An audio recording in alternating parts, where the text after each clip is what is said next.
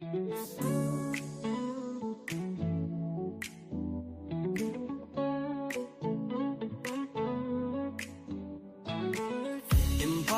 on your journey,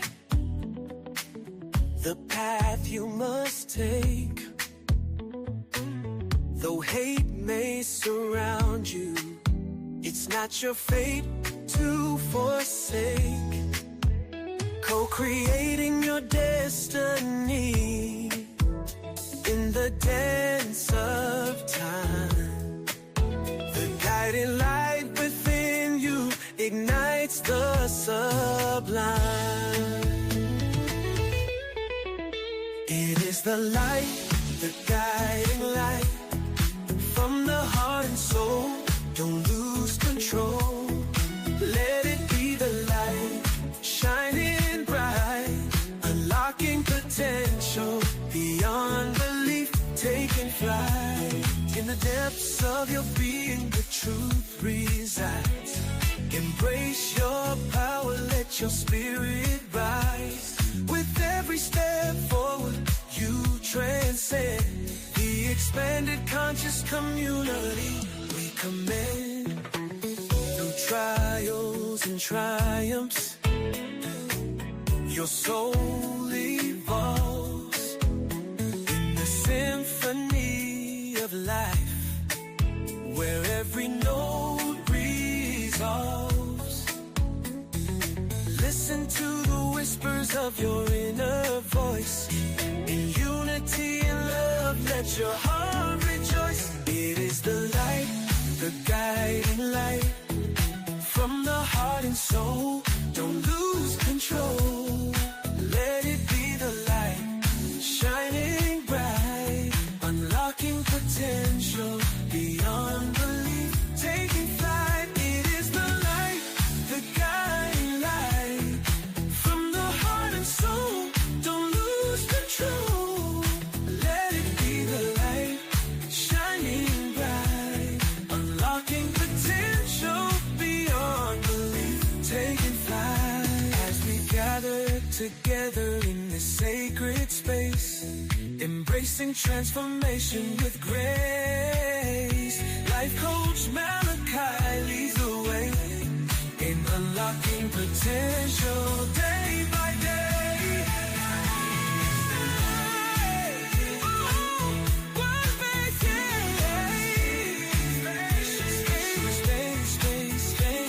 Embracing transformation with grace.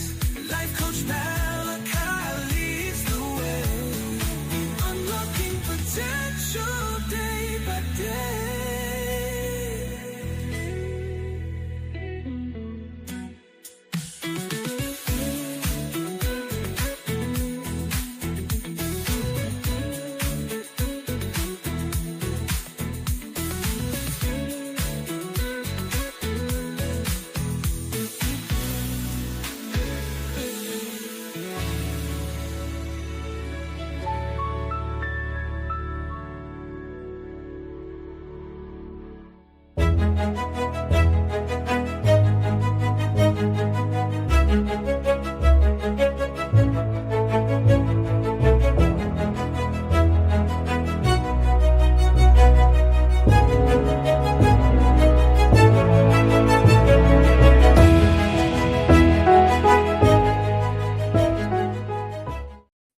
Hey, we are here.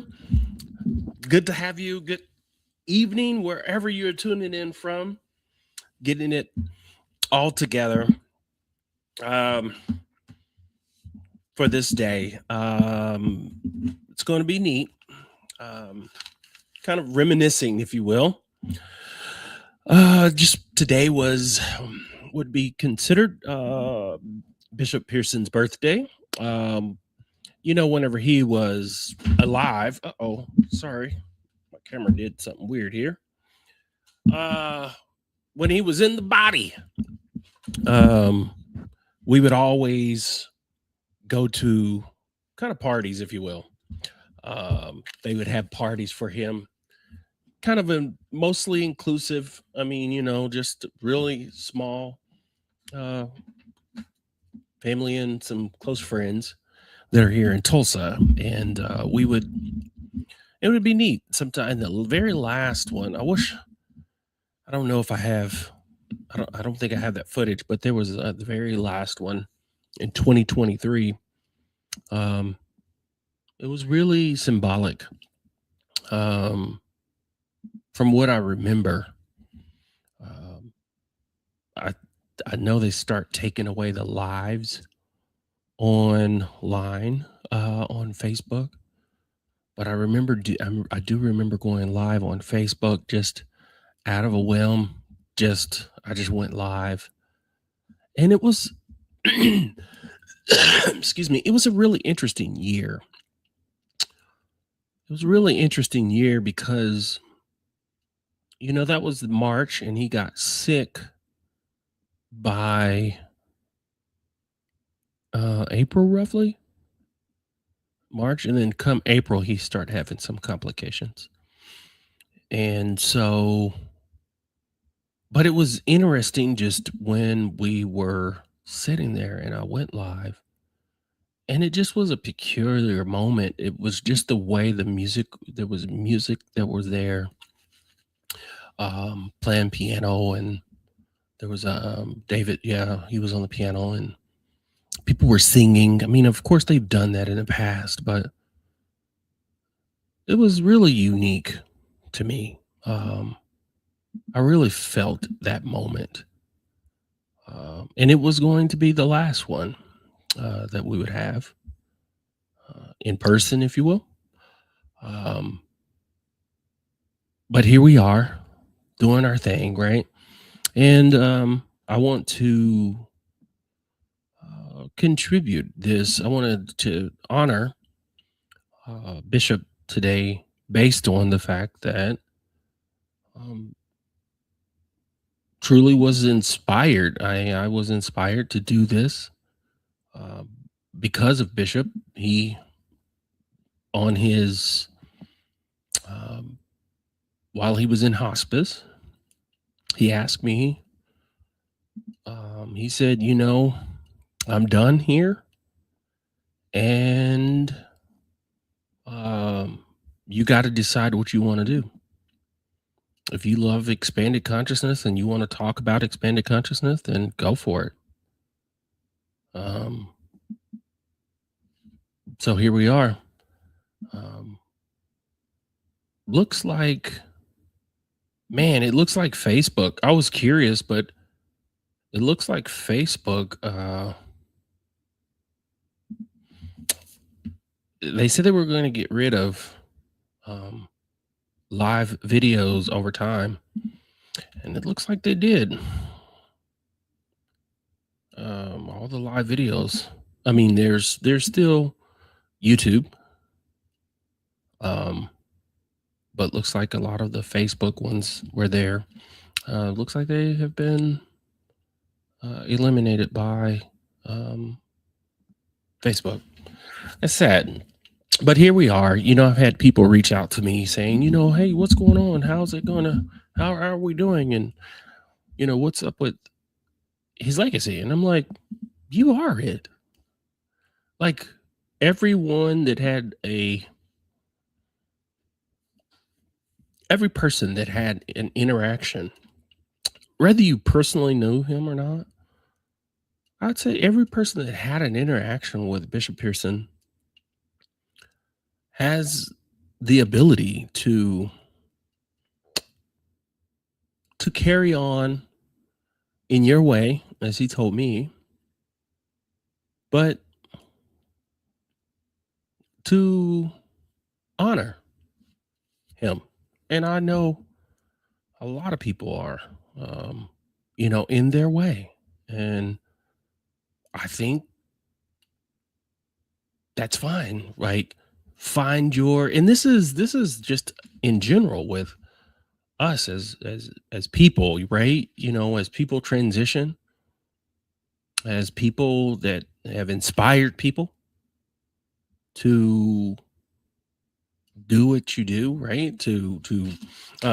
In regards to Bishop Pearson, it would be, of course, before we even start talking about deconstructing and using that word, that's, his first thing was inclusion, right?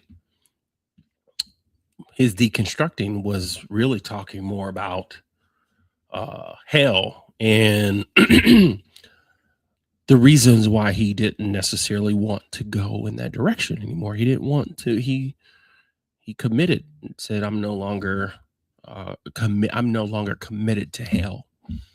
In terms of the hell-based theology. Anybody remember that? Yeah, the hell-based theology. And the thing is welcome everybody also to the room. I went and straight got to this. Welcome to the room. We'll come back to you for sure. I appreciate everyone that was here and that is here today. And for those who will be tuning in eventually, and also for all of those who are tuning into the replay. We got a lot of people that come back to watch replays. Okay, so but anyways, I think no different than any other person that we could be inspired by. I believe it's kind of the same, in the same vein, that we could be inspired by people to do certain things. And I think that's a beautiful thing.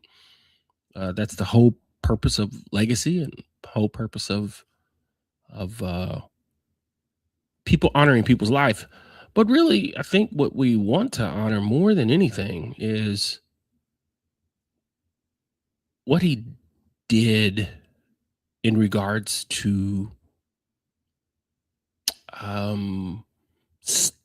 taking a stand for what he believed, and in the space he was in, working his way up in the charismatic Pentecostal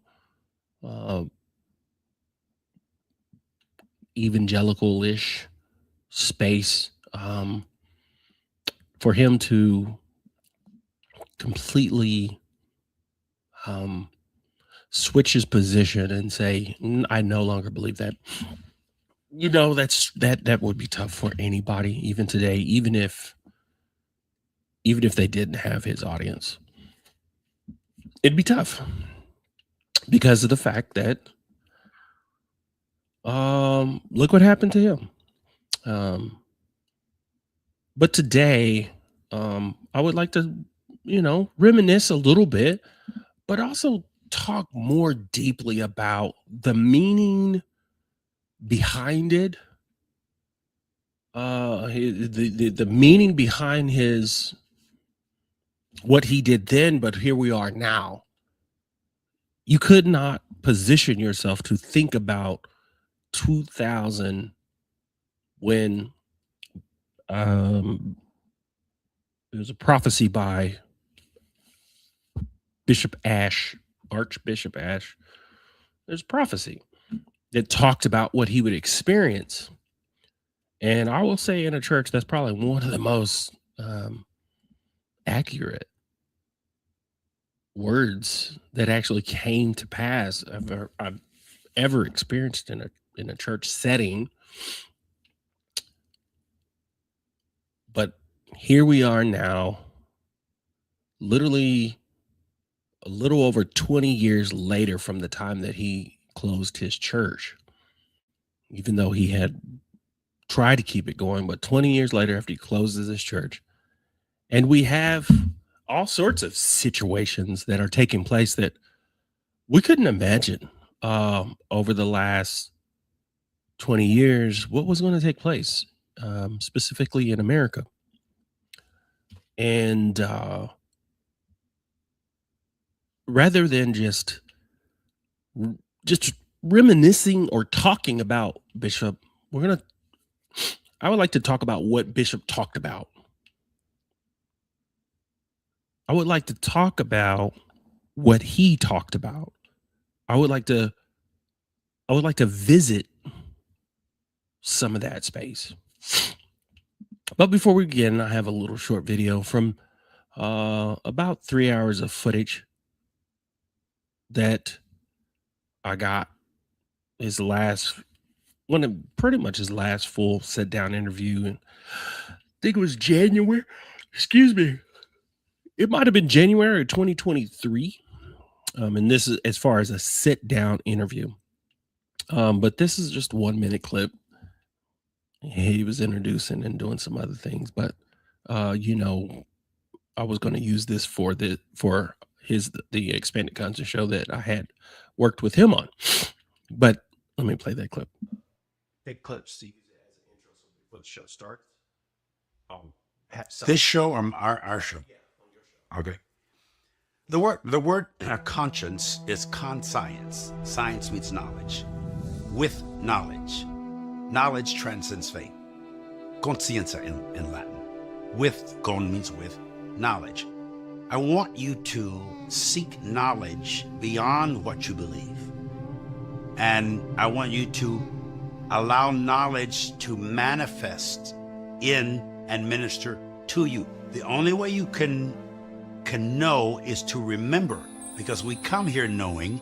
Between the womb and the tomb, we forget what we know and start believing what we're told.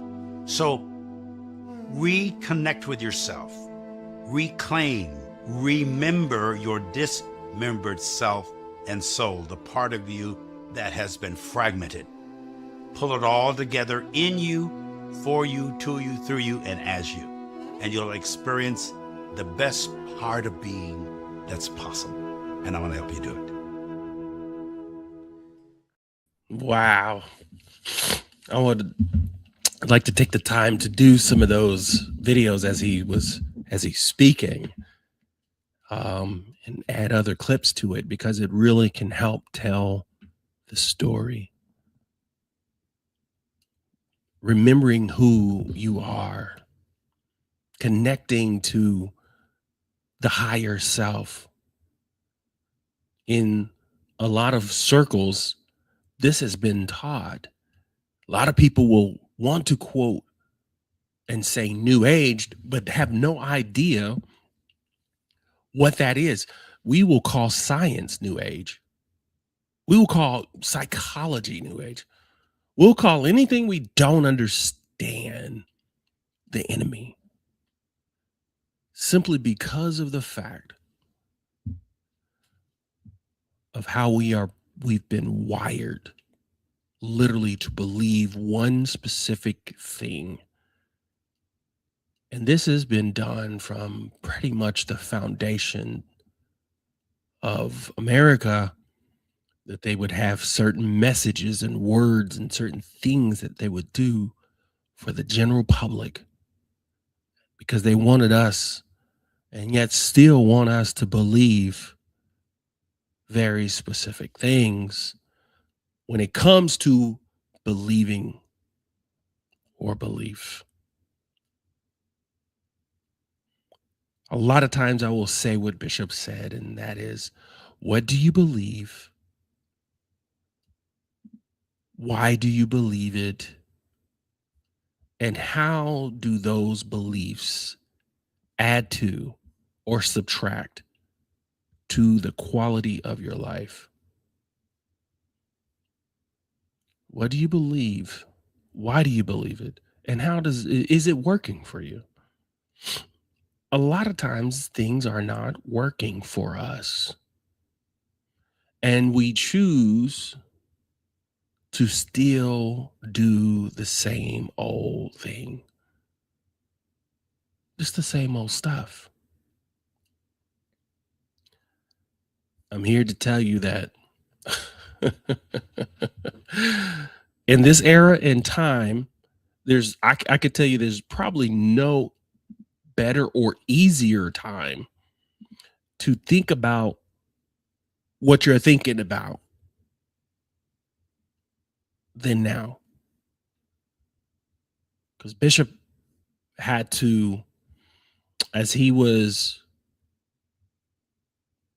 challenged with his theology by other people that are were amongst his circles, because people outside of the circle didn't really matter per se. And so I would say it is our moment, it is our time as we reflect on his life. I say reflect on your life and ask the question, am I living up to the moments, to the call? Am I living up to it? And I'll tell you, it's easy to get discouraged. It's easy to not fulfill or do what you really are wanting to do. But I'm here to tell you, it's more important now than ever that we begin to awaken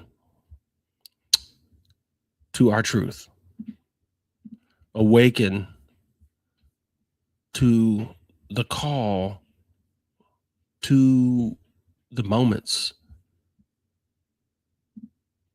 It's time. And not only is it time, I would say it's imperative. Bishop would see today, and his least concern would be about gospel of inclusion, expanded consciousness, or anything other than Donald Trump. Last time he would speak on it. Last time he would speak on Donald Trump, and Donald Trump was nowhere near what is taking place today, especially between Donald Trump and Israel and Iran.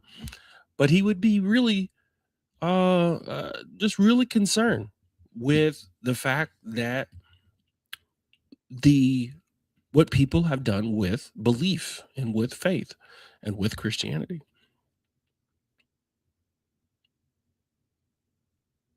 So ultimately, today I want to just take a moment, and as we're in the comments, we will go towards a video, most likely just a quick video to listen to.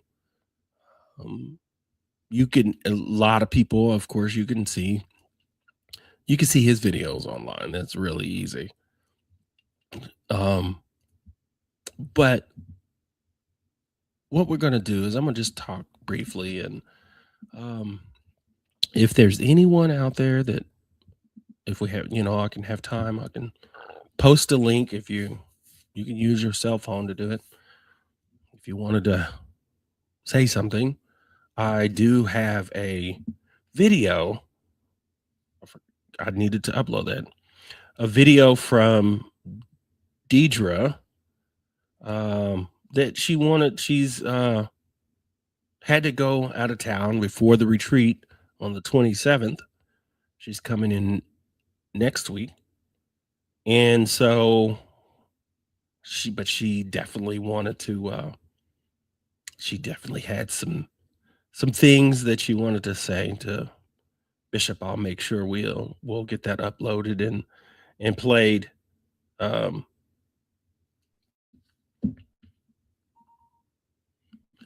And welcome everyone that's in the room this evening. I appreciate you, Miss Dolores and Phyllis, Miss Crawford, Miss Marie, Miss Holly, Mr. Shaw. I appreciate you for stopping through.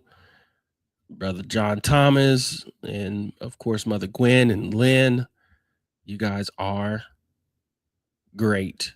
I appreciate you so much for being here, and anyone else that is not necessarily in the comments, which is fine. Thank you so much for being here and connecting to this. Hopefully it's something that can help you along your journey. But today, of course, would be Bishop Carlton Pearson's birthday, and a man whose life tells one of the most powerful stories, I would say, about courage and consciousness, about spiritual integrity. The late Bishop Carlton Pearson. Many people remember Bishop Pearson as a brilliant preacher, a gifted communicator, and definitely a charismatic leader. Of course, we all know that he pastored one of the large church right here in my city, Tulsa, Oklahoma. And of course, thousands of people gathered every week. His ministry broadcasted throughout the world. My alma mater, I went to Oral Roberts. That's one reason why we kind of connected outside of Wayman Tisdale. But, he was a part of the heart of, I would say, the Pentecostal movement in this era, and also in the evangelical world. Man had influence, a lot of respect in his space, the platform that a lot of the religious leaders, they could spend a lifetime building, and he was there to help, as we all know, help a lot of people do that. But as we all know, what makes a story really important is not really what he was building, but what he was willing to lose based on his own truth. Most people won't do that. At a certain point in Bishop Pearson's life, he had that conscious crisis. He had a crisis in his, a lot of people can have that where, I have different friends that, deconstructed or start looking at their belief system, specifically Christianity. They looked at it years ago.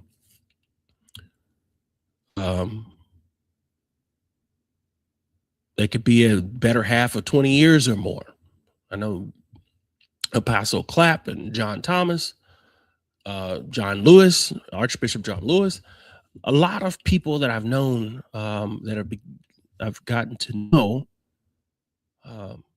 they've been on that journey, of course, longer than Bishop. But there's a little bit of a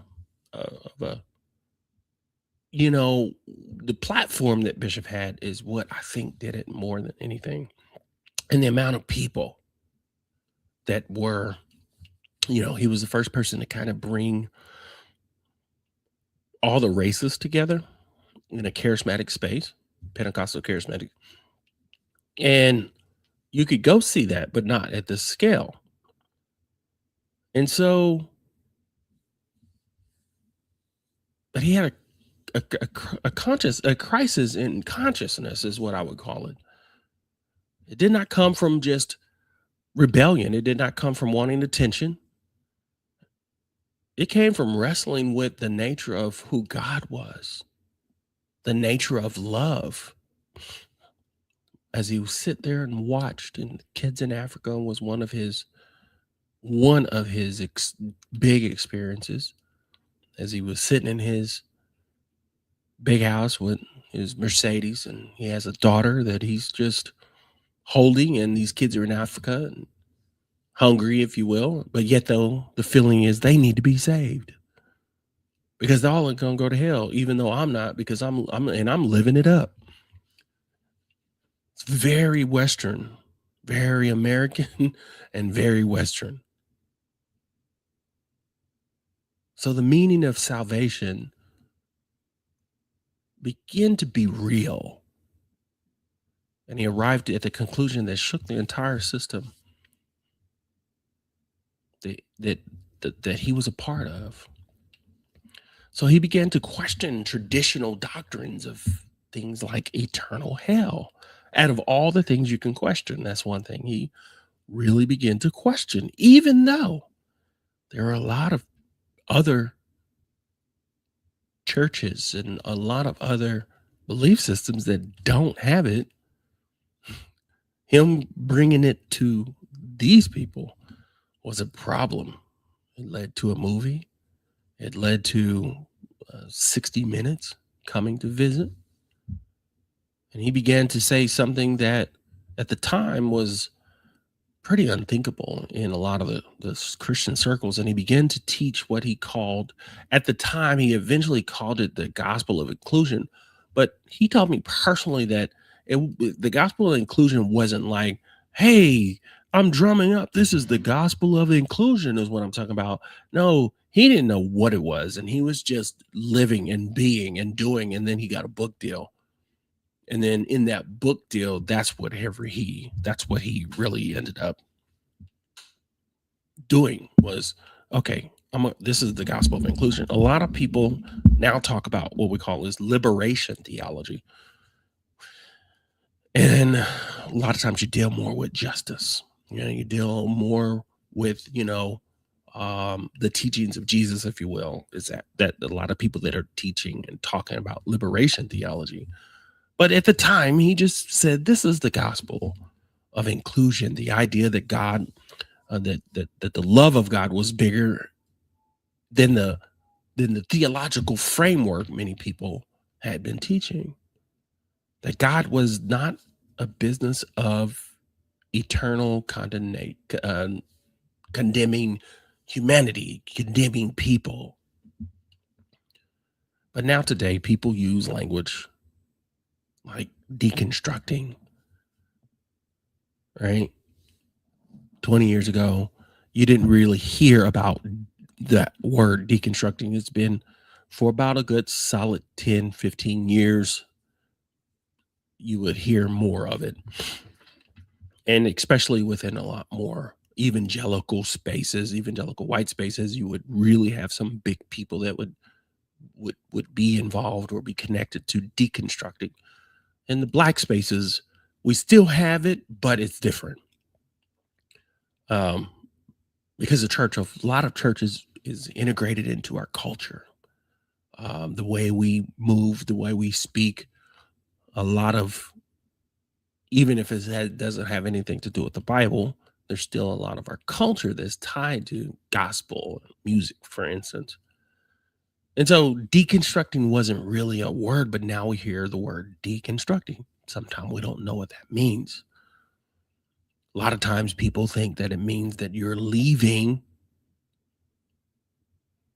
the faith or leaving Christianity. You could deconstruct a lot, but if you deconstruct in Christianity, a lot of times it means it's just that you are questioning the things that you have been told, possibly rereading some of the book that you have been presented with, and looking for more of a logical, critical thinking, and adding also a lot of what came with it in America. A lot of times we refer that to Western Christianity. Never did we really separate the East from the West. A lot of times you hear arguments or people talk about Africa having Christianity before America, and the Ethiopians did. But it still wasn't what we have here in America. What we have in America is very unique to our capitalistic system. Very unique. Between the marketing, the branding, television, and right. And then the integration with politics, as we call it, as they would call that Christian nationalism, as in the state, the government wants to be almost like, it's like we want to fight people in Iran or Iran, as we said here. We want to fight them based on a lot of the government's radicalization of Islam. We want to paint all them out to be the same whenever they have different divisions and different sectors and different groups. I would hate for all Christian people to be seen as Christian nationalists, or I would, all people are seen as Mormons or Jehovah's Witness, or, whatever the case, Catholics, or not everybody is, we try to call it one thing, but it's really not one thing. And a lot of us, including myself, we no longer claim the label of Christian as though it's going to do something for us, right? In terms of like, oh, you're a Christian?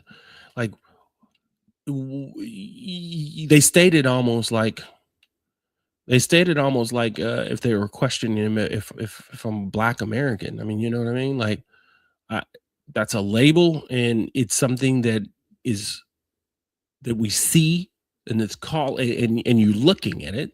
I am a cisgender male, right? Born. It is a label, but it refers to the biology in which I agree with for myself. Being Black, I agree with that. I mean, it's kind of hard for me to say I'm something else, right? Especially when it comes to that. I can if I want to. But the truth of the matter is, when it comes to belief, it's really interesting when we carry on these labels, and which has taken completely a different direction from when Bishop was doing what he was doing, right? And so gospel of inclusion was in his era and time was what it was. The idea that God was just love and bigger than just the narrow framework or the theological frameworks that we have all been taught by. And we don't even think about it. We just go with it. But he brought it up to have us in the evangelical charismatic church spaces. He was a big figure to bring this up. And, now here we are studying or looking at deconstructing. People talk about questioning the system and rethinking belief structures. And as Bishop Carlton and Pearson I really enjoyed was expanding consciousness. He would say stream of consciousness or streaming consciousness. Ultimately, where all this comes from or goes, or what we want to tap into more than anything, is to understand consciousness. I read an article the other day that stated that that scientists are agreeing that consciousness is, of course, part of the brain, or the brain and the body has the ability to connect to consciousness, although consciousness isn't just inside us per se, right? We're tuning in to consciousness. We're getting a deeper understanding of the brain's ability to connect to the quantum field, right? Just as you connect to Wi-Fi in a way. We're able to figure out Wi-Fi using radio frequencies and waves. Now we're getting an understanding that we are tuning in to our consciousness, right? To be who we are. Once it leaves, once the body actually quits on us, because we are as we are, pure consciousness. And we are more consciousness than the body. We just don't want to feel that way. A lot of times we talk about this as the spirit and the body, Spirit is just a lot more metaphysical and something that is mysticism, if you will. It's easier on us in a way to just believe into something that we can't fully process than it is to actually dial in and say, how is this working scientifically? How are we connected? God is becoming more of a science trick or a science phenomenon than it is just, I believe it to be true, right? Because we have the ability to change a lot in our lives based on understanding consciousness and understanding our consciousness and understanding also our behaviors as human beings. But the consciousness has to be the thing that reflects, like the mirror. The deeper consciousness has to be able to reflect to say, oh, I have a problem, or I have an issue, or I have something going on that I want to change in my life. And in order for me to change that in my life, I got to be able to see it. I don't want to believe what I used to believe anymore, because I can see, I can feel, I can connect. Bishop Pearson walked through that door. This language was completely unpopular.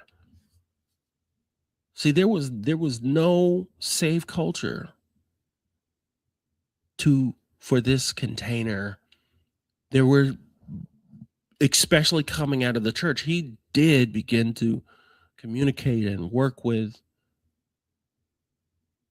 Dr. Michael Beckwith and Neil Donald Walsh and a lot of people in the New Thought spaces.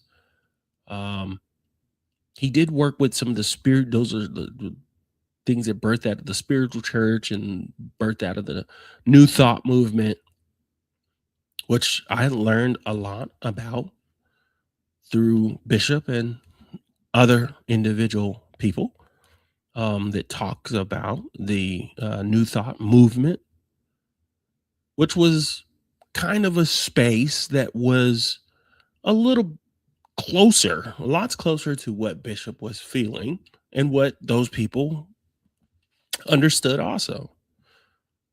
But at that time, you got to imagine there was no podcast about, that he's able to jump on and do his thing. There was no social media to communities to validate it. He didn't take on his original Expanded Consciousness show until 2010 or 2011. It had to be like 2011 or 12, because I went to visit him when he started it in Chicago. So I've been around him and listening to him, and I interviewed him on my podcast in 2013, which was beautiful. It was a really fun time. I know that's still out there. But one thing we do know is a lot of the backlash that he got. So pretty much we know he lost his church, lost the whole entire shebang. You spent your whole life getting there. And then you really want to take them to the next iteration, the next space. Can you imagine if a lot of those people were able to actually go there? It'd be like CUT, and it'd be like some of these mega big churches in Chicago that he went in to take over, right? But a lot of his friends and colleagues distanced themselves. Some of them I interviewed, they got fired. And he was labeled a heretic by a lot of those people, the ones that celebrating him. Now it doesn't, it's a different era. Somebody can call you a heretic, and it's like the only thing they could do by doing that is they could call you that, but they're just really trying to get to your people. That's it. They're trying to take you out so that mostly likely their people will leave I guess it come to them. That's what I think they feel like their calling has to do, is like to take people from people. Like he's the devil. Don't go there. Otherwise, they feel called to do that, compelled to do that. And it's very similar to what you would experience in the extreme Islamic countries. There's certain ones that are very extreme in how they feel that they want people to believe. And if you believe anything different, just no different than the way Jesus was persecuted or crucified for against the religious system, now that same religious system wants to do that to a lot of people, even in our country. See, spiritual systems, like all human systems, can become organized and control fear and certainty. We all know this. And when someone inside the system begins to question its foundations, the response is often not just curiosity, but a lot of times that response is punishment. That's what they're familiar with. They want to punish, you know. And this has to do with people being like, even in our country today, like you can get certain people that you want to punish, but there's a lot of people that are doing a lot of evil stuff. And this has only thing to do with belief. He was not an evil person. He didn't do anything that a lot of these people would do, right? You know, from pedophiles to messing around with, you know, outside of marriages and things of that nature, where a lot of people would want to come against you in a church situation. But this had just to do with the fact that he wanted to, he felt different about what he believed. And a lot of that had to do with because the system wanted to protect itself. And it wants to protect itself very much today. See, Bishop Pearson became one of the most visible in his space. He was one of the most visible examples of what happens when a human being decides that consciousness matters more than just approval by other people. He chose his integrity over the security. Wow. He chose truth as he understood it over belonging to the group. He wanted to bring people along with him in terms of being able to expand your consciousness and being able to remember something that you already know. God is within you. It says it all over. If we want to believe in that, if you choose to believe, or some of us would say choose to know. And that kind of courage is very expensive, you know. And I tread lightly. I want to be careful. I honor his courage, you know. And I would say that, you know, that everyone has to agree with every conclusion that he made. That's not the point. You can still, I have friends from different political parties. I have true friends that are from different political parties.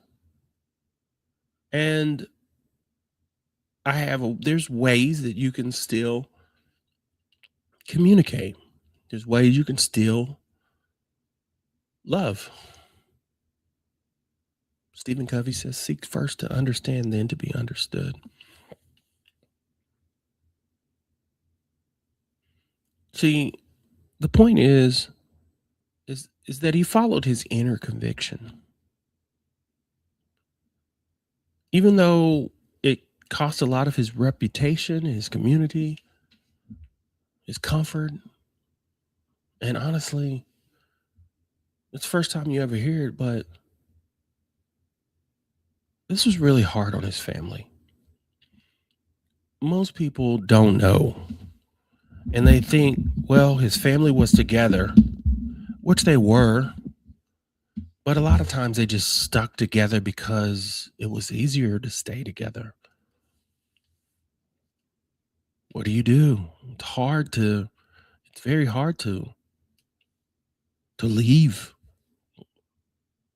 I will be eventually talking to Miss Gina about her story, about her struggles with the life, right? The life of being in that space. And then when you leave that space and you still have a lot going on inside you, right? Still a lot of emotions, and it's enough to take both of them out, what they both experienced. All of them experienced, and yet and still, I know the family. I'm still connected to them, and they're still experiencing certain aspects of figuring out life. Yes, granted, we all have our struggles. We all have our experiences,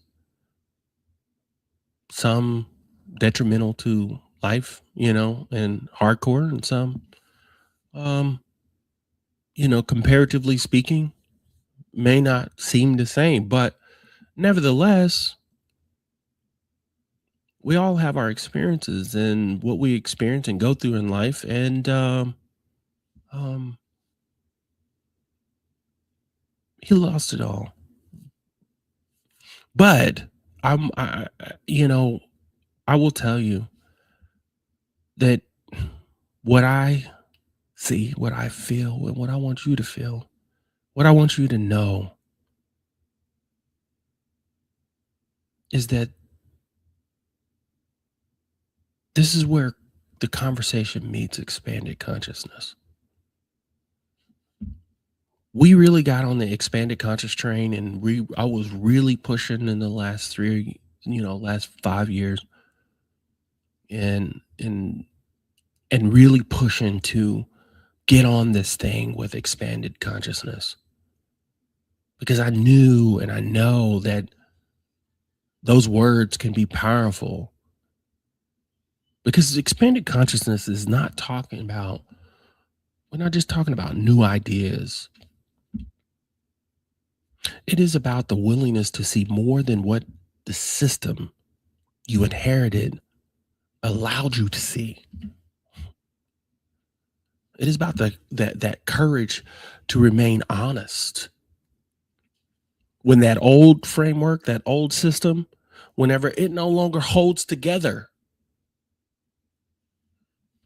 or when we can recognize spiritual abuse,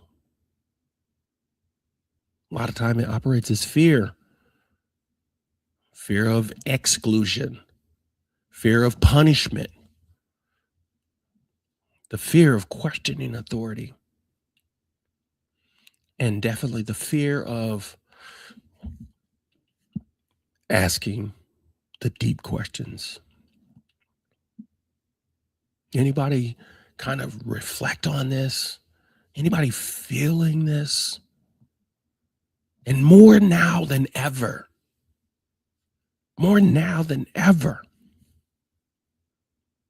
are we getting to the point where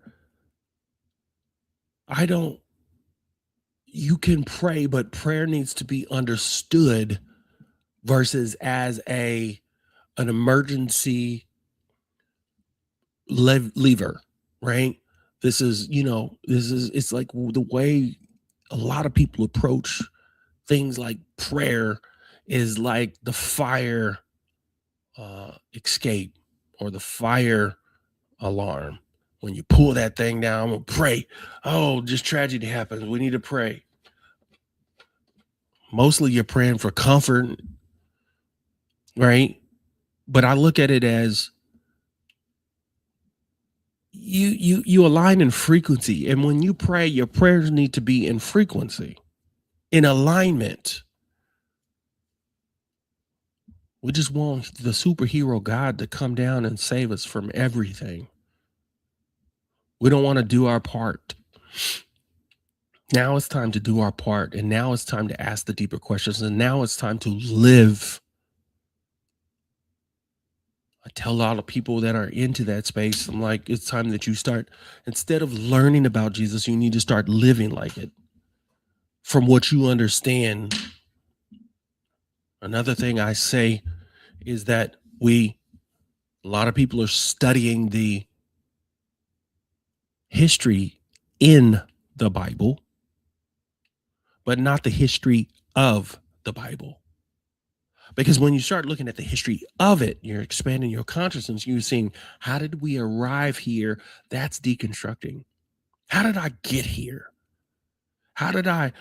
Why is it that it's no different than, why is it that I get up on Sunday I haven't done this since 2015, but why is it that people get up on Sunday to go to church to do the same thing? It's no different than the fact that you get up on Monday to go to work.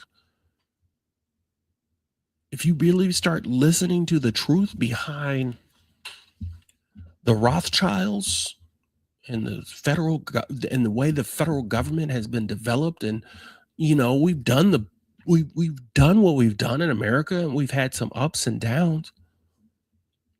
But when you start expanding your consciousness, you'll really start seeing that the Jeffrey Epstein has more to do with the elite's ability to live in this world above law, creating law, and above human society, and being able to do things to people that all the people in the church are definitely against. But yet, though, these people are able to live this way and create, literally, when you think about the way we work, and Jeffrey Epstein is directly connected to the Jeffrey Epstein is directly connected to the Rothschilds. And the Rothschilds are the Federal Reserve. It's the foundation of the banking system and the economy and the way things work, which is directly connected to Israel, and Israel coming and becoming a quote unquote state, whenever it was just kind of like, hey, we're going to give you this land in 1940 something. Like, it just got the land. Benjamin Netanyahu went to school in Philadelphia, right? All this time, like, listen, right or wrong in what is taking place, mostly wrong, what is taking place in our country, but the expanding of consciousness and awareness will let you understand that, wait a minute, this ain't a conspiracy. This is hardcore. Open a book and you can see that this is like, wait, this man that is the prime minister or the president or whatever you want to call him over there of this country, the person that's running this country was in America and went to school in America and didn't have the same name. Like, this is some odd shit. This is like an alternative reality. Like, what are we living? Where am I living? All this time, like, we live in a world that there's a whole nother underworld or overworld that is around us, and we got to learn how to jump timelines. We got to learn how to look at our reality and look at consciousness so different that what keeps us bound and limited in what we are, who we are, is a lot of our belief systems. And Bishop Carlton Pearson challenged the belief system more than he challenged just hell. Hell challenges the belief system because everybody has agreed in that space that if I don't do what the leader says in this group of people that I belong to, called a church or whatever church or denomination, if I don't believe that, and if I don't do what he says, and if I don't do what she or he says, and if I don't follow the way they follow the Bible, then I have to fear for not my life. I have to fear for the essence of the spirit after. Talks about grinding of teeth and burning and everything else, but how am I going to burn if I'm a spirit? What if I'm consciousness? How am I? What level? It's so human. It's so human. Like a lot of what we believe is so human, and it's so old. And I'm not saying there's no wisdom in a lot of things that's old, but good God, can you imagine if we just if we just kept following a lot of that? We wouldn't be flying cars. We wouldn't be flying planes. We wouldn't have cars. We wouldn't have the internet. We wouldn't have any of this stuff. They want to say God gave it to us. Well, God didn't give us nothing. God didn't give us nothing. God is within us. We are that. We are connected to that. And if you want to use your scriptures to find that, you can. It says uses ordinary people. If you want to go that direction with your understanding, if you need so much of the God play in your life, didn't it say he breathed breath into man or human? See, this is leading to what we call the spiritual abuse and the fears, and when we ask deeper questions. And Bishop was able to step aside from that fear, and whether people agreed with him or not, his life was forced in a conversation that millions of people were quietly having to themselves, just like you are right now. A lot of times I'll see we have quite a few comments, but it might be from about 10 people. But if I look at my numbers, a lot of times it might be on average, 15 to 30 people watching, because people can be curious and wonder, and right. And I'm here to tell you, you don't have to leave your faith. You don't have to. I'm not telling you not to believe in the devil. I'm not telling you not to believe in hell. Just be okay if somebody else doesn't. Don't condemn that individual person because they decide that they don't want to believe in hell, right? What's wrong with someone? There are billions of people on the planet. Billions of people on the planet. And the most person that you have a problem with is typically your neighbor.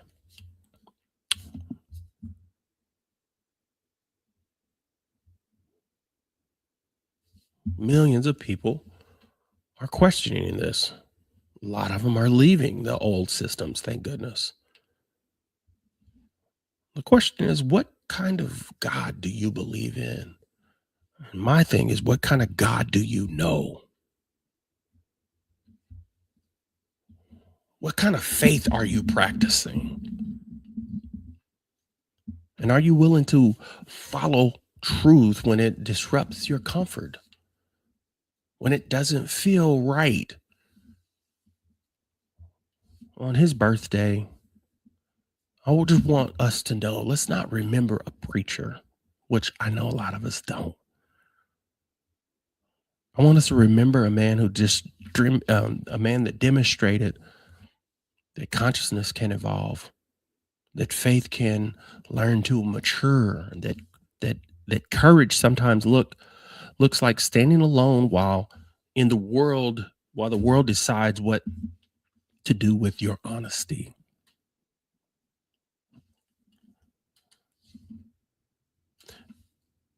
Maybe a deeper invitation of his life is not simply to admire his story, but maybe the invitation is to examine our own lives. That's the whole point, y'all. It's time to examine yourself. Where are we still living inside our beliefs that our conscience is already questioning? It's already questioning it. Where are we remaining silent because of the cost that honesty feels too high? Where are we tolerant or tolerating spiritual control when our deeper awareness knows that love is longer than fear? See, this expanded consciousness always asks questions a lot of times. Not what we believe, not what do they believe, but what do you know to be true? And then you live in it, or you live by it. See, Bishop lived with that question in public. And whether history agrees with him or not, it will remember that he had the courage to ask. And sometimes that kind of courage is exactly what opens the door for the next generations. And now more than ever,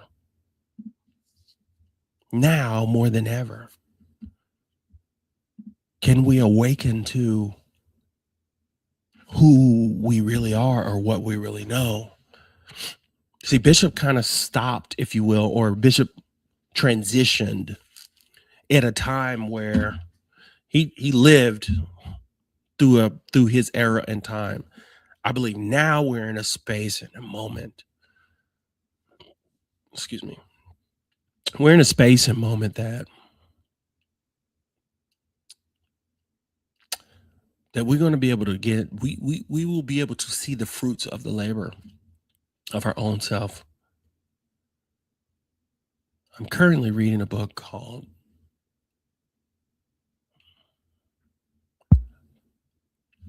Parallel Universe of the Self. Parallel Universe of the Self. And that book is really talking about how Parallel Universe talks about how there are multiple versions of who you are. I know it's really hard to explain, but if you look at yourself in a mirror, you see that reflection, right? You know, it's just glass and a mirror and it's a reflection. But what if the life you choosing now, you are choosing it, but yet though there are things you want to switch in your life, even if it comes to health and wellness, let alone if it's something that you desire to have it or how to live in your life. And you got to be thinking this way, because at this rate, if you wanted to, you don't want to have to depend on the United States government to care for you, in that if you don't have to do that, right? And I'm here to tell you, we can rethink, we can jump timelines. So what do I mean by that? We can begin to understand our lives that we're living are not necessarily the lives that we also that we feel like we are choosing. Time has brought us to this, where individual people can control a lot of people, especially if they have a lot of power. But there's some people that get to break away from that system. They may have some of the control, but there's some people that break away from that system. What I mean by that?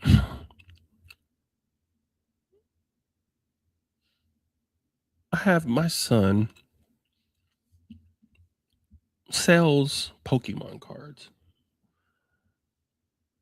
Pokemon cards. My son sells Pokemon cards online. He makes really good money selling these cards. He has learned it. He's learned a lot about it. He's got ways where he goes to purchase these from individual, purchasing different lots, people's collections, so. And I mean, these collections can be thousands of dollars, His idea is to go buy it for $1,000, $2,000 or whatever and sell it for more. He's 17. But he was in his room living and doing and going to school and working a job. But this opportunity comes based on how he sees himself. I see these other people doing it, and I've been doing this for a long time. I've been teaching him about business his whole life. And he has no problem with the transactions because he sees himself as that, like, I could do this. So I'm going to go live. I'm going to do this. I'm going to do this. Right? All of a sudden, he's making more money than people that have jobs by far. And he doesn't have any bills per se. And the thing is like, to be able to see yourself and cast a vision, a lot of times you can't have limited beliefs or limited belief systems. And a lot of times even though the church likes to promote itself, especially in the Pentecostal, in the prosperity theology, right? Give, and God will bless you type of a deal. And then you got to believe as you're giving, and some of those principles work outside the church, right? It's an energy, switching energies, being able to feel the frequency and vibration in which you're living. And a lot of times we're living in a, good vibration, right? You're living in a negative vibration. Don't even know it. Limited belief systems. When I was with Bishop, and I was in the room where he was at the hospice. He was in the hospice facility. He just said, "Hey, I'm done here, and you will have to figure out what you want to do." To be honest, I didn't quite really understand a lot of it. I just was there. And I'm not sure if I fully understand now, but I do know one thing. That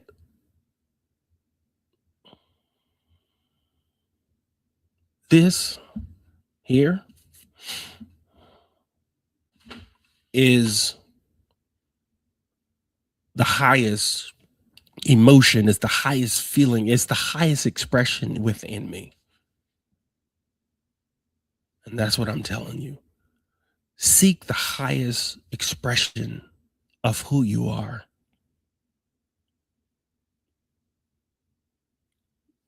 Let go and allow something to unfold into your life. There's a lot of people that will want to especially use religion and belief to control us, to control you. And the crazy thing is it works really well on a lot of people.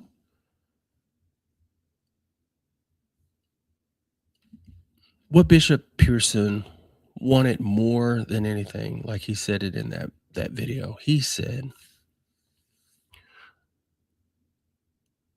he talked about you, and he talked about the expression of who you are, and he talked about the knowing. There's something within us that we already know something. See, when we have to constantly seek the external validation from a deity that the church gets to approve, when you go to worship, everybody around there is proving or gets to, everyone in there is trauma bonding for the most part. They're trauma bonding because they say we're all coming here to worship. We're all coming here to honor this deity. And I truly believe that this deity is like, if there is to be, it'd be like, I need you to sit back and worship me so that I can feel validated. Worship me so I can feel good. Worship me because that's what I want you to do. You would not have a church that would be effective at keeping people there if you don't have a worship service. The worship service is strictly 100%. 100%. They can be amazing. And those worship services are designed to keep you there so that you'll go there, so that you can, because they say change the atmosphere of the room. Well, of course. You getting people into the zone, and into a feeling of emotion that so that they can actually be like play doh and play right into, well, hopefully you got something good to say, but play right into pulling out their wallets.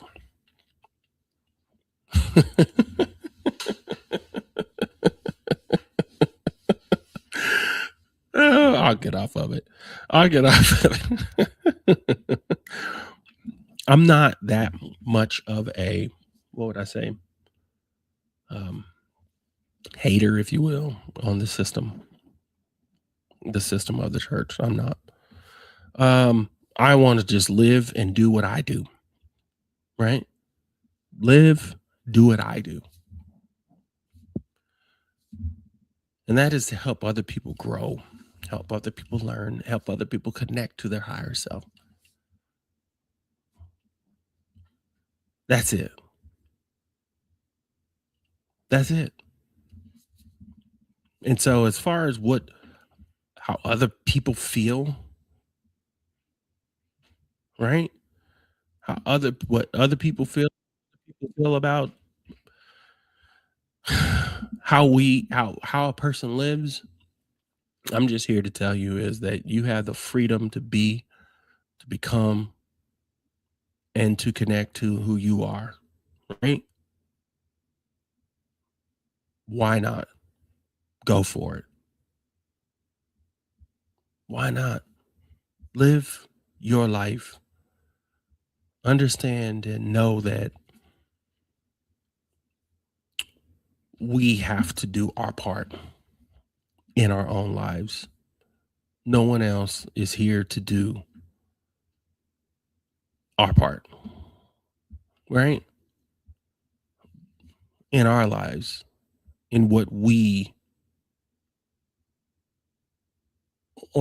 are here for, because I think we're here for more than just to get up, to go to work, wherever that is, pay taxes and pay bills, and hopefully squeeze out a vacation,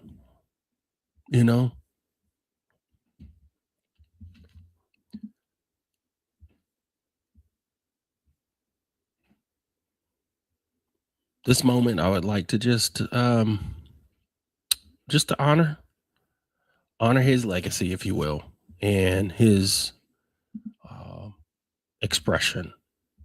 It was, I appreciate it, and I think I'll probably do this sort of thing on his birthday, just because it's expanded consciousness. That's what this show was birthed. Literally, this show was birthed out of my experience with him.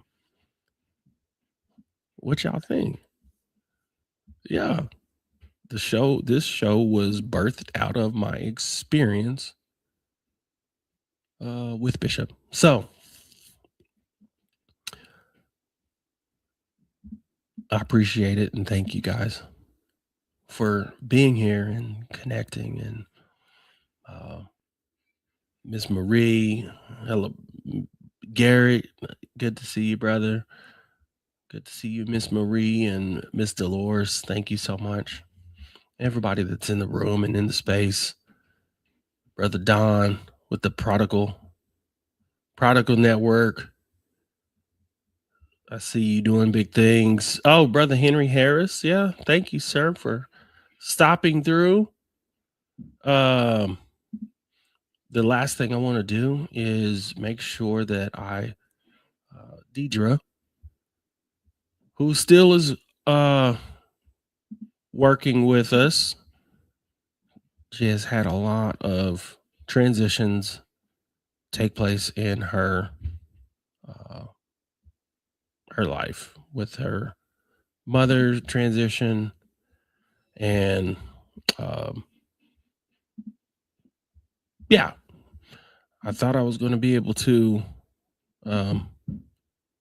upload the video. I'll probably just throw it inside our Patreon because of the fact that it looks like it needs to be converted to another file. And before we go, I thought there was I'll probably post more to the Patreon. If you're a member in there, I'm gonna definitely put something else in there. I'll probably put this interview that I have, this pretty long interview that I have of Bishop.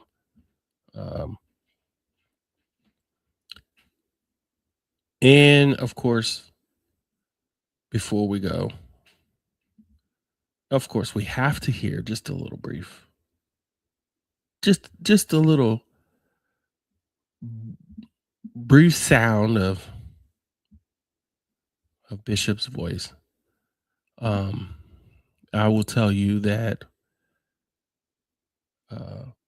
this video that I'm about to play, it's a special one because of the fact that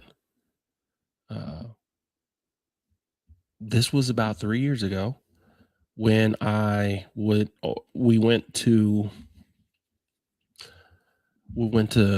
Best Buy and picked up a computer so he can have it, a desktop computer, and he had a room that he was like, I want to put my studio in here so I can come in here and we can grow this thing.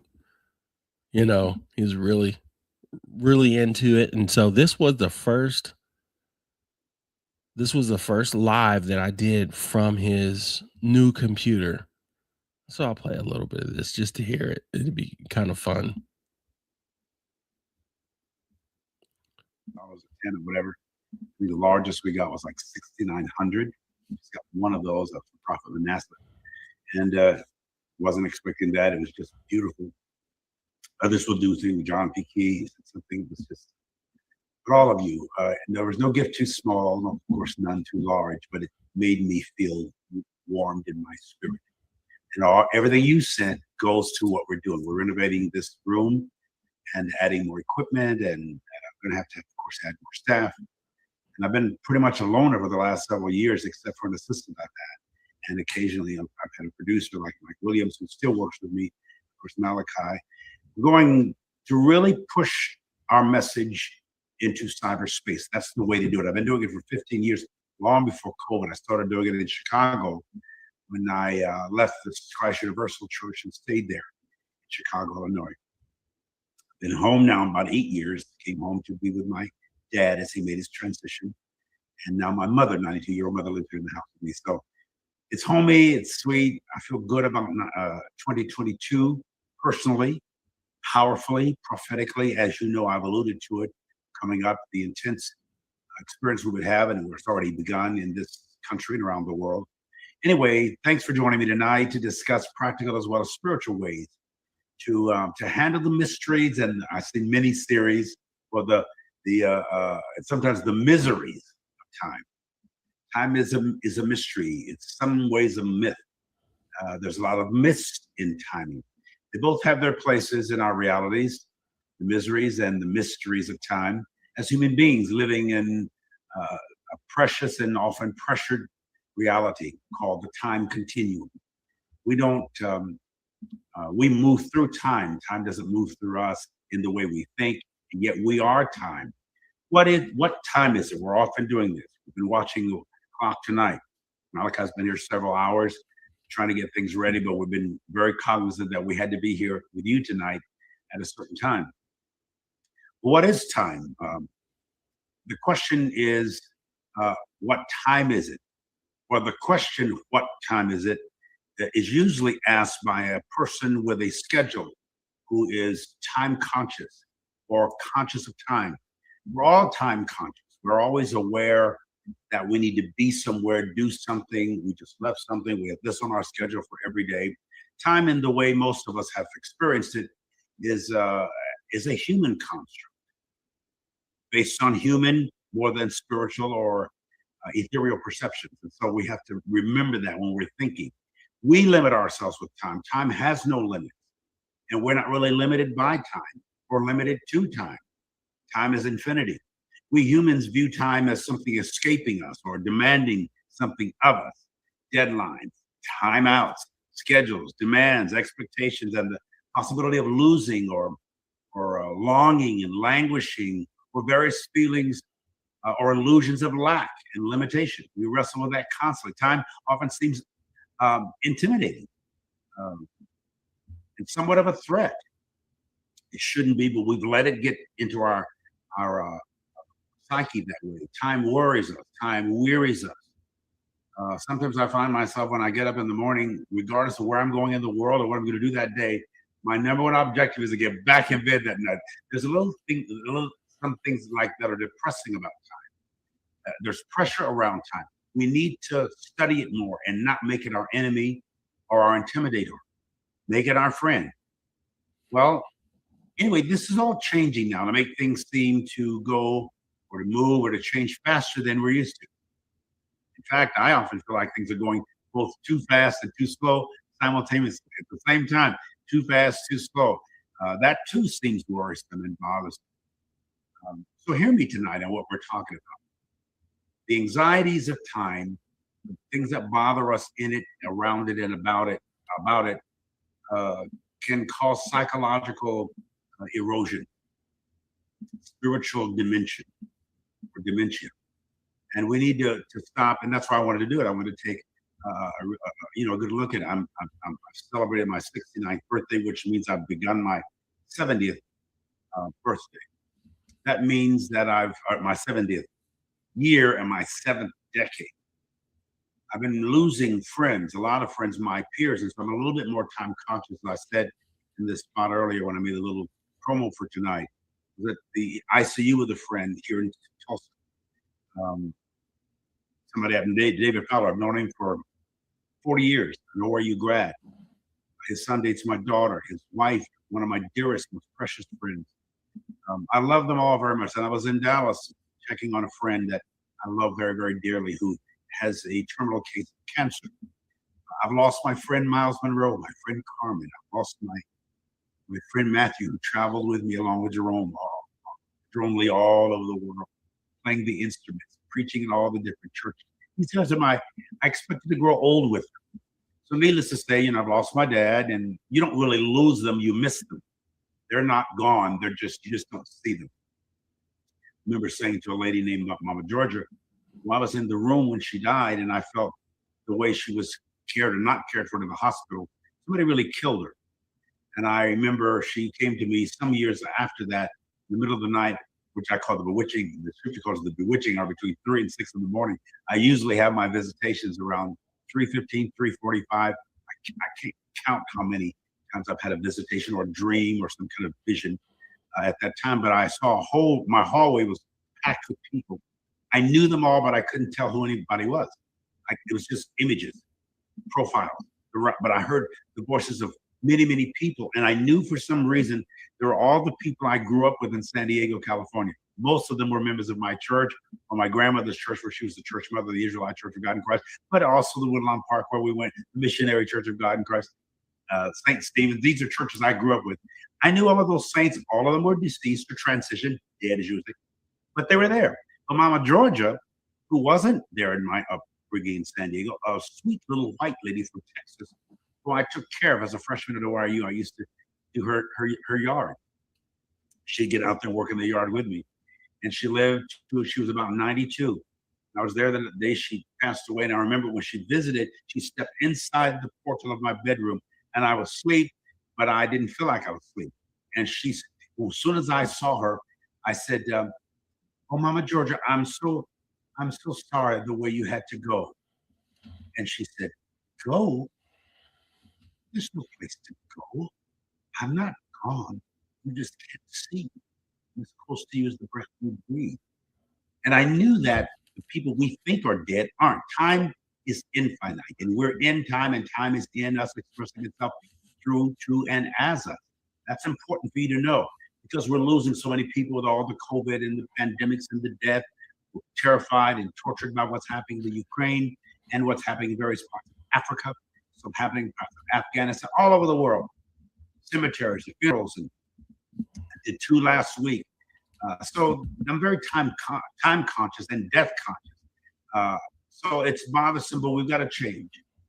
We need to reconsider what we think about death and what we think about time. Time is the longest as well as the shortest distance between two places or two spaces. Yet in some ways, time doesn't exist. It just persists. And it's infinite. It means without finish. Anything that's infinite has no end, infinite, cannot be defined and limited in any way except in your thinking. Time is both fun, time is both frustrating. I'm on a schedule every day, as most people are, and it can be bothersome. Time is both fun and frustrating. People often feel like they're running out of time, but in reality, all we really have is time. That's all there really is. We think about being distanced from something. Distance is the amount of space between two things, or sometimes two people, or experiences, or two realities, or separate realities. But space is a continuous area that expands, it's a continuous area or expanse that's free, it's available, it's unoccupied, and all of us want it. All of us want more of it. We all want, and though we're sometimes intimidated by it. We like time, we love time, we need time, we want time, we have time, we are time. I like the way Wayne Dyer says, when you change the way you look at things, the things you look at change. As I was thinking of my dear friend who could make his transition, either one of the ones I've visited recently, their time is up, their time is out. It really isn't. You don't really die. You transition to the next iteration of the self and soul, the next expression, the next experience of who you are. And some of who you aren't or didn't think you were till you get there or got there. Time is our friend. Time isn't our enemy. It's our comrade. So our time is not running out, but we think that I don't have much time, which is I don't own time, these are statements generally of stress and duress. I don't have time. We don't have time. We gotta get time. We've wrestled with it all of our lives, and we wrestle with it now. So let's rethink time. All this whole idea about the end of the world and the second coming of Jesus. Y'all are running out of time. I want to be ready when Jesus comes in. I don't want to stand before the judgment seat. And Peter needs to find my name, and all this stuff about the second coming. Most folks don't even know what the first coming of Jesus was.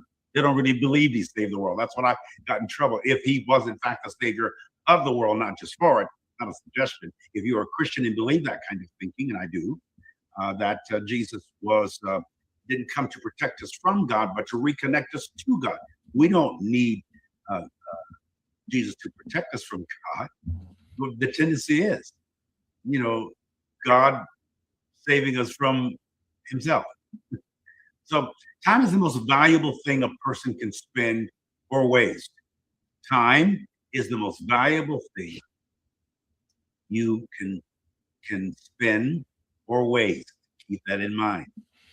Time is the most valuable thing you could spend or waste. Just a little bit of that. It's past 10 o'clock. I just wanted to give him a little space. I'm going to go ahead and post that whole entire, you can go watch it online, but I'm going to go ahead and post that honoring Bishop on his birthday. I'm going to post that in the Patreon group. Just, I think it's such a timely video as he's talking about time. And the fact that, he's talking about all these people transitioning and things happening. And, here we are watching it with him as he stays still here. You just can't see him. He said whenever he transitioned, he said, well, I'll do everything I can on the other side to help you.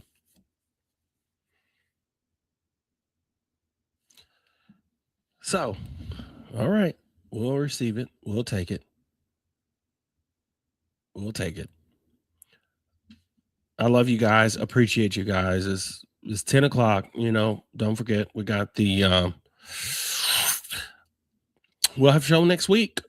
But we will be in the, what do you call that? The retreat on the 27th. If you're a local here in Tulsa, Oklahoma, you can get the best deal ever, where you get to have all the food, all the experiences, and all of the transformation that will take place. This is not a retreat that is just sitting around singing Kumbaya. The whole force is gifted. From the time that you receive, the time that you get there, you're going to begin to feel just merely because there's no cell phone towers that are like on premises. You could still call out, but there's no TVs and things of that nature. And there's just low vibration of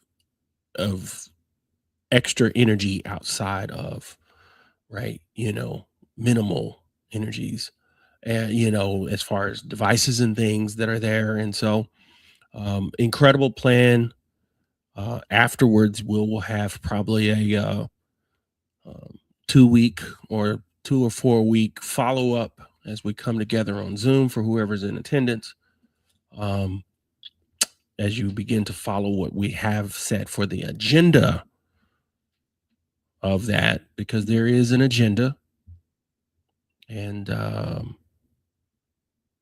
I will tell you that I'm planning a fall retreat just as I have a spring retreat. For those who need more time or need, whatever, as Bishop talks about time. I will do a fall one also October, either late October, early November, depends on how the facility is scheduled. And I'm pretty sure that a lot of people will want to attend. I already know a lot of people that are coming from different places want to attend the fall retreat. And then I do plan on doing a summer day, probably like in June or something, maybe just a Saturday. We can do some things, right?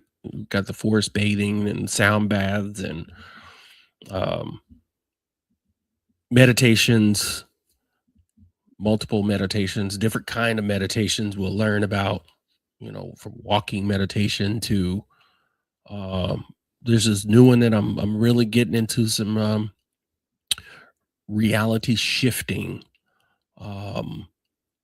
being able to do some really cool stuff. Let's just call it that. There was these one things called mystery schools back in the day. When I say back in the day, I'm talking about in Egypt. They had the mystery schools, and certain people would be allowed into these spaces. because not everybody is privileged to that information. But the biggest thing is not everybody's ready for that information. Not knowing what to do with this information, right? Not knowing the way that we can, in order to shift who we are, right? And be able to live at our highest calling. Can you imagine you can live at your highest calling and highest expression? What does it mean to live at your highest calling and highest expression? And the crazy thing I'm here to tell you is science is beginning to prove. Science is beginning to prove that the consciousness is it's fundamental, but it's almost like, almost like how we see spirituality, to be honest. How you want to see spirituality, but here it is. You have the ability to do, to live, to be. And I'm here to tell you right now, with everything that seems to conspire or happen within our country, now is the best time ever for us to sit back and be like, listen, there are people that may experience some really tough times. Like, granted, I want the gas to be affordable for everybody. But I know there's a group of people here on this planet that don't really think, even now today, I don't think about the price of gas.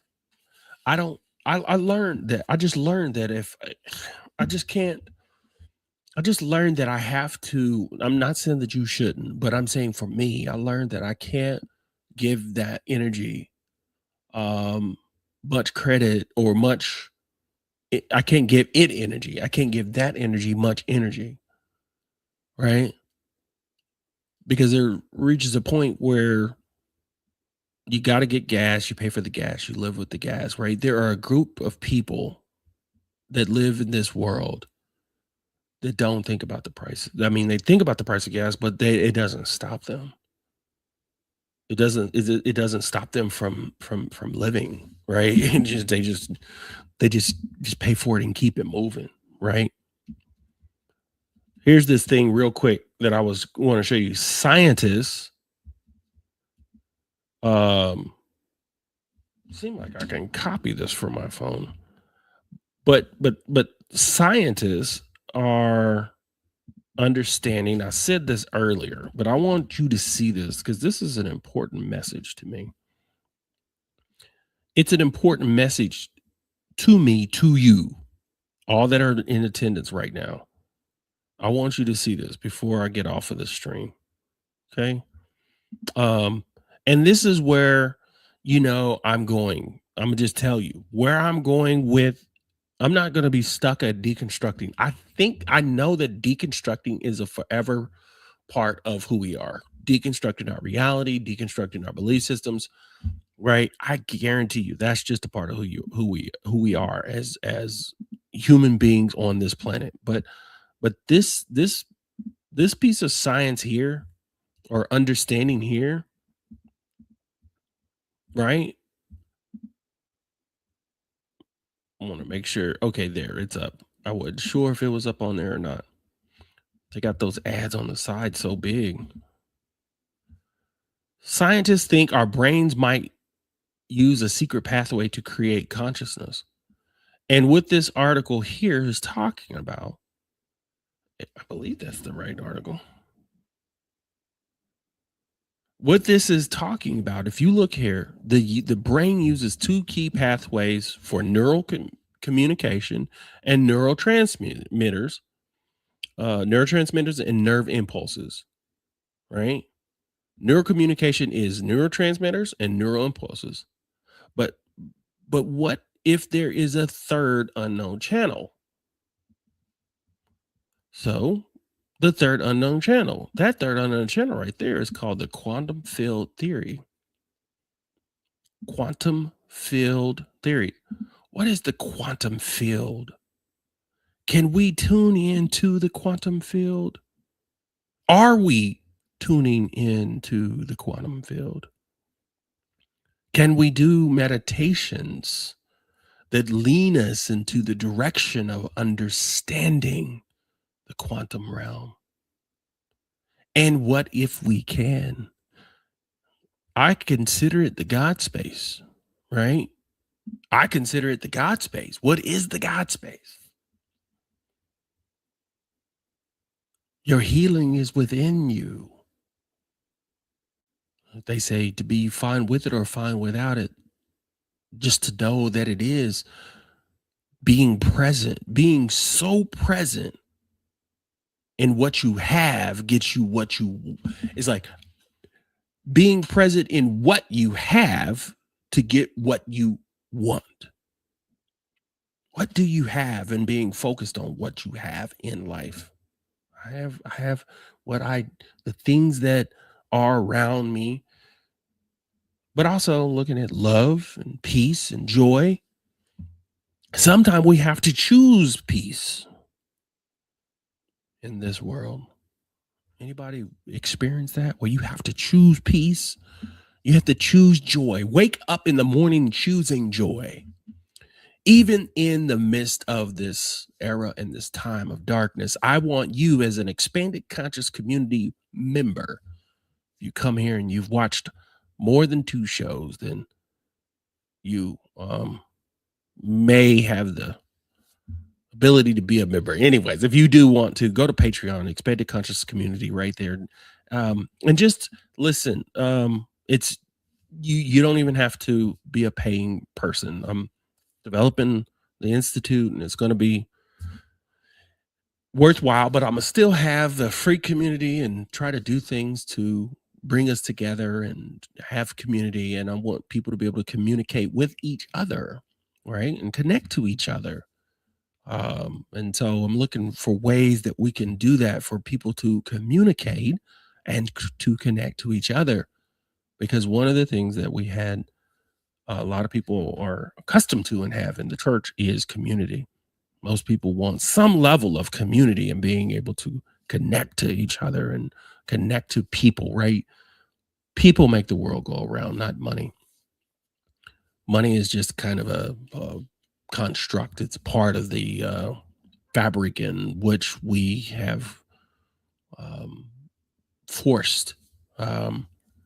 And now we have to understand its dynamic, right? It's really more of a consciousness. It's really more of it's elusive, if you will, right? We go and we do it for hours and to make money, and you invest in this and that, but it's really an exchange of value and energy, right? It's just a form of energy. Blessings to everyone that is here. I have some things going on, things happening to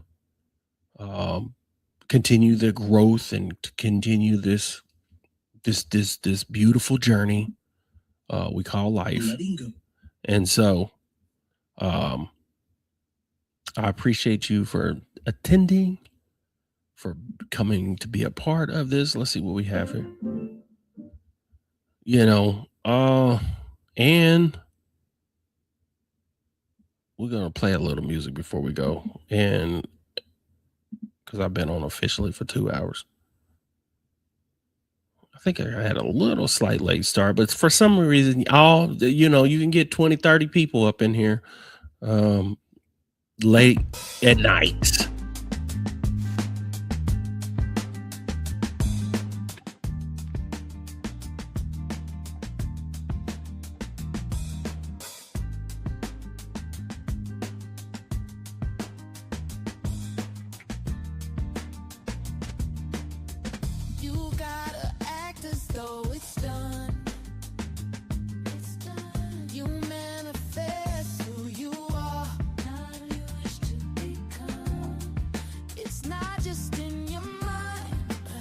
Love y'all.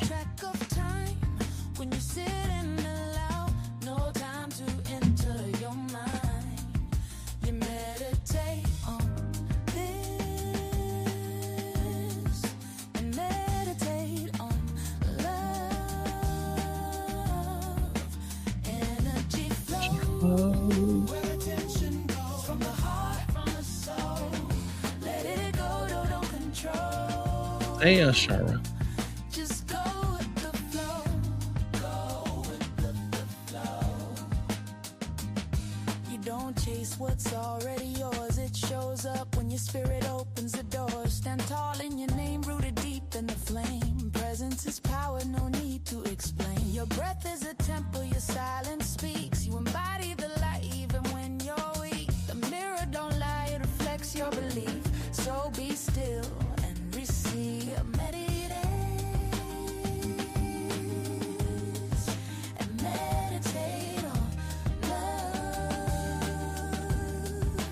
Energy flow where attention goes. From the heart, from the soul.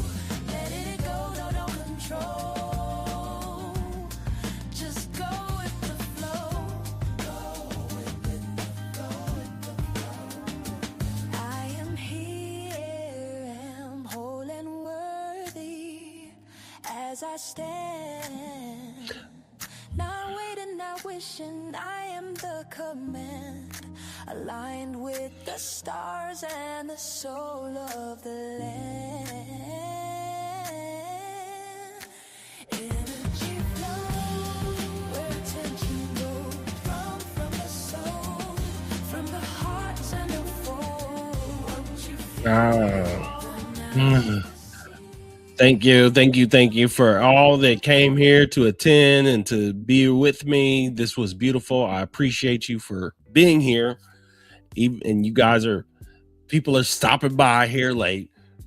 Please go back and watch the replay. And any of the old shows, go watch the replay. And I've been doing YouTube for a while. Go like the YouTube channel if you can. I'm getting close to 1,000 people, but that's neither here nor there. I'm fine with it.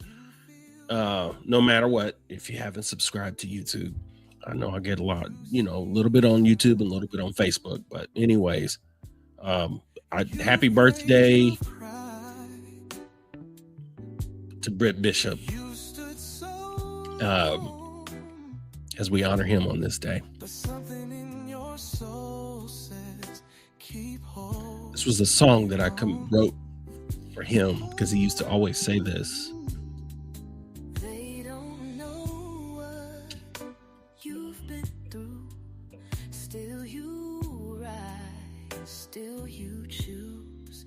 After you've done all you can do.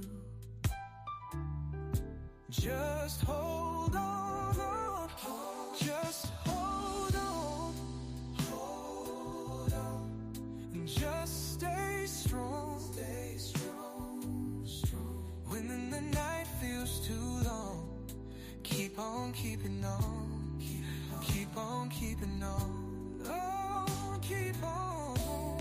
If you told me the plan, I wouldn't understand. But still I trust the movement of your hand. When the burden's heavy, when I'm feeling alone, you whisper, child, you're not on your own. And after you've done all you can do, just hold on, just hold on. Hold on. Just stay strong. When the night feels too long, keep on keeping on, keep on keeping on, oh, keep it. Yes, I can put that in Patreon. She heard I was saved. I got saved when I was about 4 or 5 years old, and they heard about this little Pearson boy that was saved, and she'd always come to me and say, "Son, you yet holding on?" And I said, "Yes, ma'am, I'm yet holding on." She said, "Well, keep on keeping on then, baby."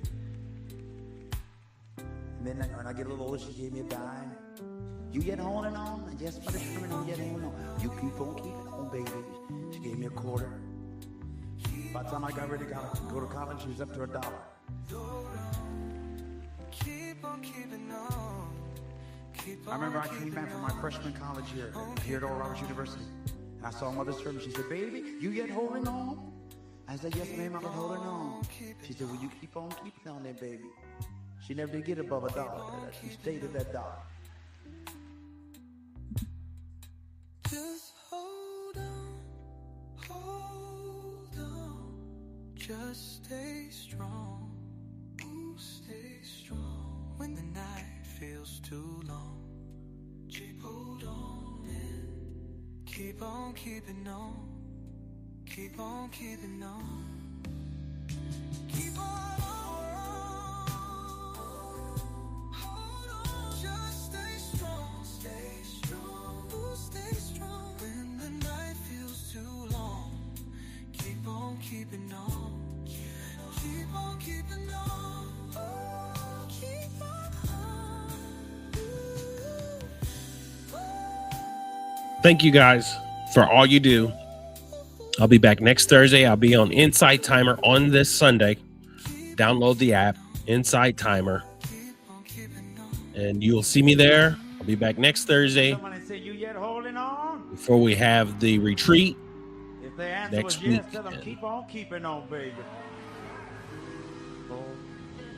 Come on, tell somebody I'm not about to give up. I'm not about to give up. I'm not about to give up. Oh, yeah.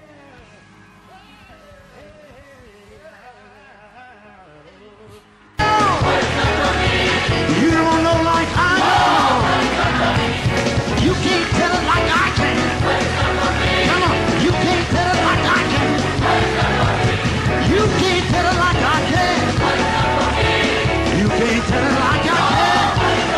Come on, mama, you can help me sing some of this. Come on down, baby. Yeah! Help me sing it, mama. I get joy when I think about joy when I think about I get joy when I think about joy when I think about joy when I think about joy when I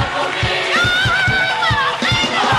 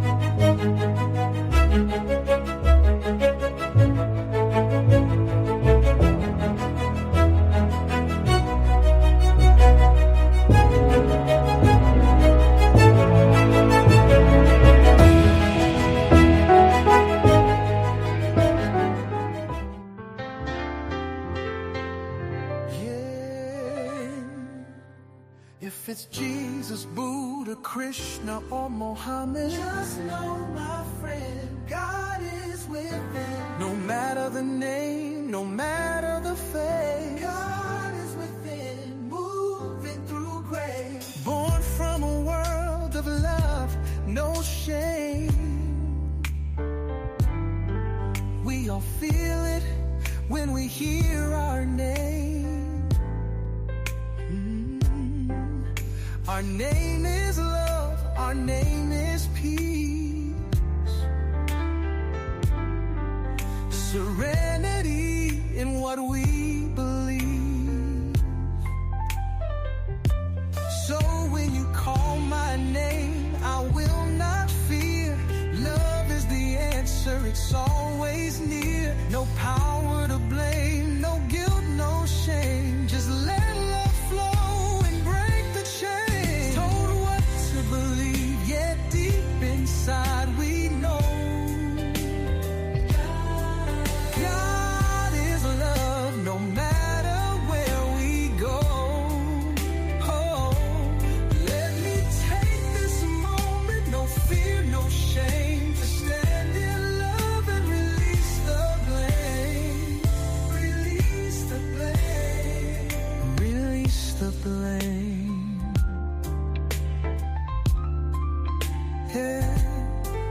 choosing the path we must embrace.